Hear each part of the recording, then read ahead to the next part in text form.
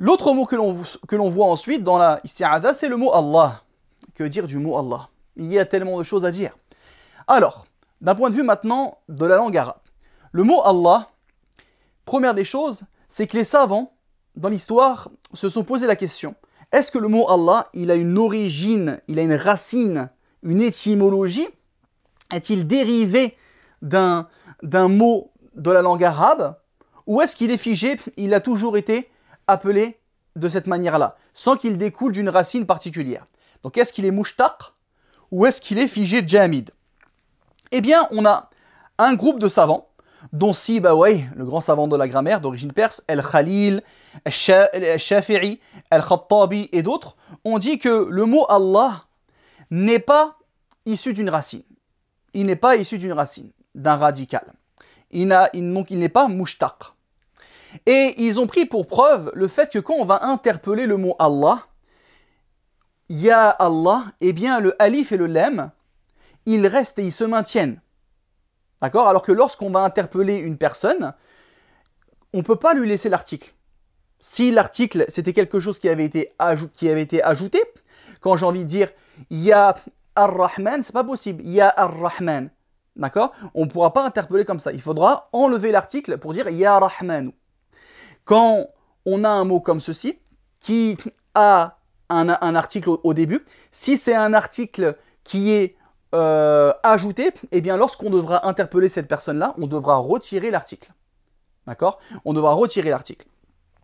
Lorsqu'on mettra la particule directement juste avant. Ya Rahmanu, et non pas Ya Ar-Rahmanu.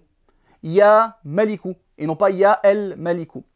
Or, quand on interpelle Allah, est-ce que le alif et le lam, ils se suppriment quand on interpelle? Ou est-ce qu'ils se maintiennent?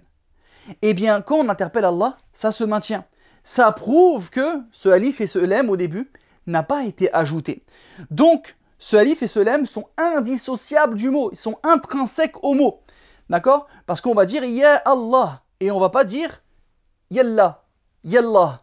D'accord? Par conséquent, ils ont dit que ceci est une preuve que le mot il n'est pas issu d'une racine.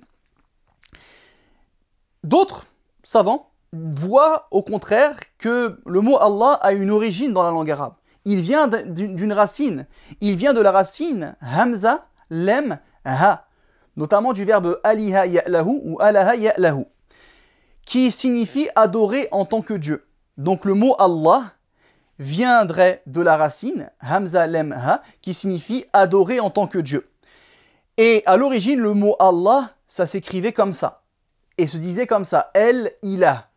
Ilah, c'est Dieu, divinité. El-Ilah, le Dieu, la divinité par excellence. Donc on l'appelait ainsi, El-Ilah. El-Ilah, le Dieu, la divinité par excellence, le Créateur. Mais ce Dieu-là, cet adoré-là, par allègement, la Hamza que vous voyez ici, elle va être supprimée. El-Ilah, El-Ilah, c'était un peu lourd, donc ils vont supprimer cette Hamza-là et la remplacer par un Lem, par un L.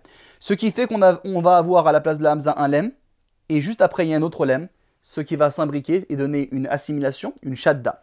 Et ça donnera le mot Allah, tel que l'on le connaît aujourd'hui.